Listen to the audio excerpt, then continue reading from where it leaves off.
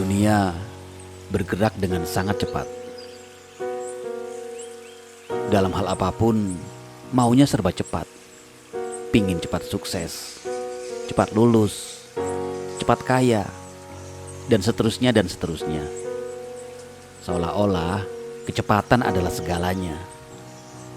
Hampir semua orang berlomba-lomba menjadi yang tercepat.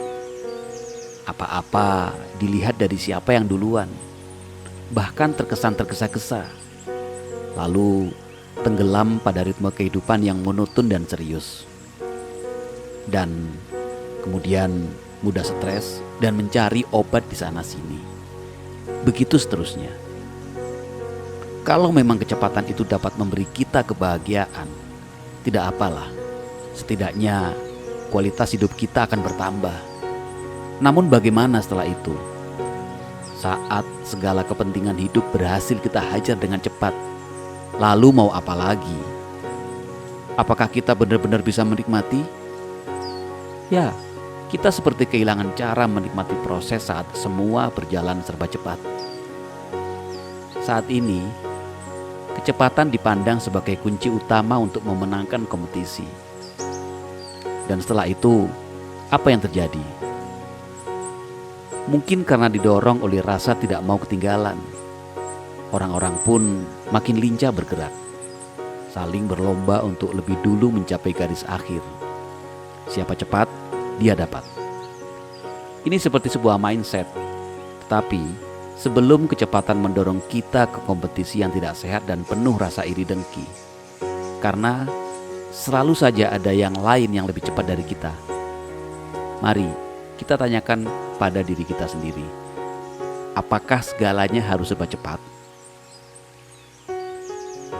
Dan kita akan sampai pada perenungan berikutnya. Sebenarnya kita ini mengejar apa? Saya yakin banyak orang sering merasa suntuk dalam kehidupan modern seperti sekarang ini. Kehidupan kota yang cepat banyak sekali menguras energi, baik secara mental maupun fisik. Selain itu, gaya hidup ini membuat kita mengesampingkan hal-hal kecil, hal-hal sederhana yang membuat kita bisa mensyukuri apa yang ada. Akibatnya, hari-hari terasa lewat begitu saja. Padahal baru kemarin hari Senin, tapi kok udah Jumat lagi. Sebagian dari kita mungkin tidak sadar bahwa pernah menjadi orang yang mendadak menyebalkan. Tahu kenapa? Karena hanya pertanyaan basa-basi saja yang dilontarkan. Kapan lulus? Kapan menikah? Kapan punya anak?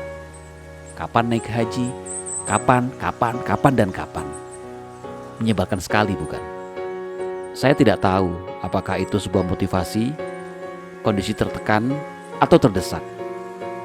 Yang jelas, situasi ini membuat kita menjadi terburu-buru, seolah-olah sedang dalam arena lomba adu cepat.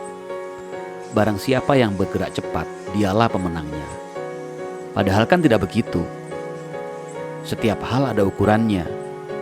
Meletakkan sesuatu juga harus pada posisinya. Dan melakukan sesuatu harus pada waktu terbaiknya. Ketika waktunya tepat, sesuatu itu akan terjadi. Kun fayakun. Ya, mungkin sebagian kita yang punya banyak aktivitas akan merasakan betul berjalannya waktu sudah sedemikian identik dengan tuntutan-tuntutan. Lalu gaya hidup yang cepat itu pun merebut banyak hal seperti waktu, kesehatan, ruang sosial, dan hingga yang terpenting, kita bisa menemukan kembali kenikmatan dalam menjalani hidup. Memberi perhatian itu penting. Menyelesaikan banyak hal juga penting. Tapi bukan berarti kecepatan saja yang menjadi tolak ukurnya. Tidak semua hal harus cepat. Lambat juga bukan berarti tertinggal. Intinya kita harus bisa mengukur diri dan tahu kapan saatnya cepat, kapan lambat, dan tahu juga kapan harus jeda. Dalam Islam saja ada yang namanya tumak ninah, yaitu berhenti sesaat dalam gerakan sholat. Karena sholat semestinya tidak dilakukan secara tergesa-gesa, seolah-olah terburu oleh waktu. Dalam setiap gerakan, ada beberapa detik yang mesti diambil untuk jeda. Meresapi saat terkoneksi dengan Allah Subhanahu wa Ta'ala, menghayati bacaannya, dan menikmati ibadah yang dijalankan. Perubahan ini memang tidak bisa kita hindari, tapi bukan berarti kita tidak bisa bebas memilih. Nikmati apa yang ada, tenangkan pikiranmu, lihat sekelilingmu, temukan hal-hal yang belum pernah kamu perhatikan sebelumnya.